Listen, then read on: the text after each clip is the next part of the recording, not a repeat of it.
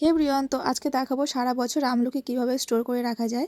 তো এই বছর এই সময়টাই প্রতি বছর আমার শাশুড়ি মা আমাকে 5-6 কিলো করে আমলকি এনে দেয়, বলে নে এটাকে কেটে বেছে খাওয়ার উপযোগী করে রাখবি। তো অ্যাকচুয়ালি ওনার মুখশুদ্ধি হিসেবে কাজ করে। উনি যখন যেটাই খাক না কেন, খাওয়ার পরে একটা করে আমলকি উনি খান। আর বাড়ির সবাইকেই, মানে যখন যার প্রবলেম হবে, গ্যাসের প্রবলেম, মাথা ব্যথা করছে, যাই হয়েছে কেন, উনি বলবেন না আমলকি খা, আমলকি খেলে সব ঠিক হয়ে যাবে। তো যাই হোক, এটা ওনার মনে হয়। তো আমি প্রতি বছর এটা করে রাখি। তো প্রতি বছর না, এবারও আমলকিগুলো সুন্দর করে ধুয়ে আর একটা হাঁড়ির মধ্যে জল গরম দিয়ে তার উপরে ঝুড়ির মধ্যে করে এগুলো দিয়ে একটা গামলাতে ঢেকে রাখলে বেশ কিছুক্ষণ পর আমলকিগুলো সুন্দর সেদ্ধ হয়ে যায়।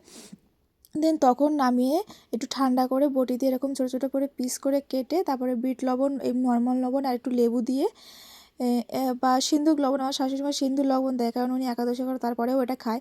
তো সিন্দুক লবণ দিয়ে সব কিছু দিয়ে সুন্দর করে শুকিয়ে একদম কালার চেঞ্জ হয়ে যাবে, একটু শক্ত শক্ত হয়ে যাবে, তখন এরকম একটা এয়ারটাইট কন্টেনারের মধ্যে করে রাখলে সারা বছর এটা কিছু হয় না।